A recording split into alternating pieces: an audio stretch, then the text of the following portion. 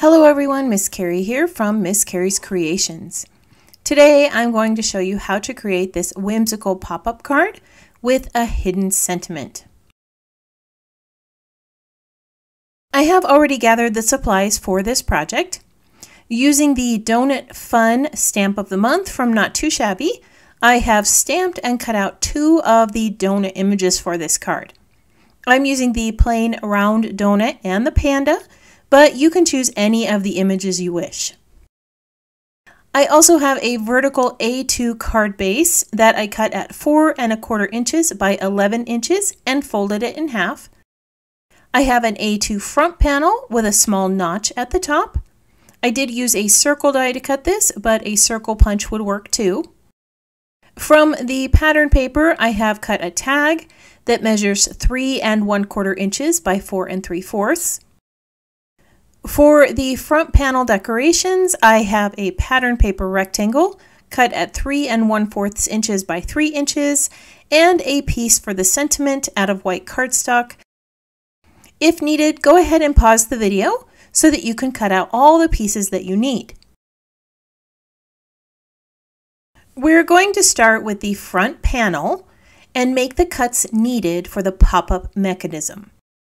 With the notched end at the top, place your cutting blade 3/4 inches over from the right side. You're going to start the cut at the 3/4 inch measurement and move the blade down to 4 3/4 inches. We're going to repeat this cut on the opposite side. I have rotated the panel so that the notch is at the bottom, and I've lined up the left side of the panel at the 3/4 inch mark. Again, I'm going to start my cut at 3/4 inches and move the blade down to 4 3/4. Now we're going to create a cut at the base of the card in between the 2 cuts we just created. With the notched side facing left, I'm going to line up that notched end at the 4 3/4 inch mark. Then I'm going to create a cut from 3/4 of an inch to 3 1/2 inches. This is going to connect the 2 vertical cuts we just made. The next step is to create our score lines. If you have a scoring blade, you can insert that now. I don't own one, so I'm just going to use a bone folder with the cutting channel to make my scores. With the notched end on the left side, I'm going to place that notched end at the 4 inch mark and create the first score line in between the 2 cut lines. So we're making our score line from 3/4 inches to 3 1/2 inches. You're going to move the card over a bit to the 2 3/8 inches mark and make another score line from 3/4 to 3 1/2. To make the last score line, move the card base over to the 3/4 inch mark and score one final time from 3/4 of an inch to 3 1/2. When you are finished cutting and scoring the panel, this is what it's going to look like with this little open flap on the front. Now we can fold on those score lines. The top fold is a valley fold, then a mountain fold, then a valley fold. Go ahead and burnish those folds if needed. When we take a look at this from the side view, this is what the front panel should look like. Before I attach all the pieces together, I want to stamp some images into that hidden panel. To make sure that I stamp in the correct spot, I'm going to trace the open area of my front panel. When this is popped up, only this portion of the background is going to show, so that's where I'm going to place my sentiment.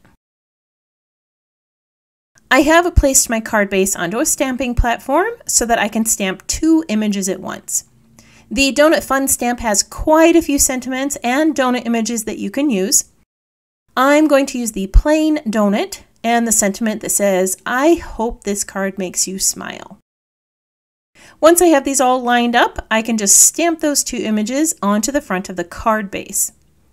When the card is closed, these will be hidden. When it pops up, it's going to reveal the hidden image and sentiment. I do want to add a little bit of color to the items that are going on my card. I'm adding some shading to the hidden sentiment and on the sentiment that will be on the front card panel. With a blender brush, I'm just going to add a little bit of speckled ink, but you could use just about any color that you like. If you've watched any of my videos, you know that I like to add stitching to my projects, but this time I'm going to skip the sewing and just add some nice little doodles. This is a really simple way to create a frame around a stamped image, sentiment, or card base. Now, I can't draw a straight line to save my life, so these are going to be more of a wavy and overlapping line. If you prefer a nice straight line, you can use a ruler to draw them in with a pencil first, then trace those lines with your pen. Now that I've finished all of the embellishing, I'm going to put together that slider mechanism. On the front panel of the card, we have this little 3/4 inch piece that's going to be pulled up and down with that tag. I'm going to flip this panel over and add some strips of double-sided tape on the back. Make sure to stay within that little 3/4 inch rectangle area. If you get any adhesive on the outside of this, your sliders are not going to work properly. I'm going to flip this back over and adhere the tag in place. If you have a double-sided pattern on your tag, you're going to want the pattern that you want showing facing the back of the card panel. Go ahead and line up the base of the tag with the bottom of the flap and center it the best that you can. There should be a little bit of overlap outside of the frame. Now, I want to show you how this pop-up mechanism is going to work. When we pull the top of the tag, the folded panel will rise up, revealing your hidden message. The next step is to adhere this onto the card base. I'm going to add some double-sided tape to 3 of the sides. Again, make sure to stay within this framed area. Do not add any adhesive to the back of the tag or to the top of the card panel. I prefer to use double-sided tape because it is a stronger adhesive that will hold up to the movement of the front panel. You can use a liquid adhesive if you like. Just be super careful that none of it seeps over into the pull tag mechanism on the card. When you place this down, double check that your hidden sentiment is at the base of the card. I made that error on my prototype and was so disappointed when I pulled up the pop-up. You get to learn from my mistakes. Now we can assemble the front panel embellishments. Off camera, I stamped the sentiment, "Donuts fix everything," in the upper left corner. Below the sentiment, I'm going to adhere these 2 little donuts. One will be popped up on foam tape to give it a little bit of dimension.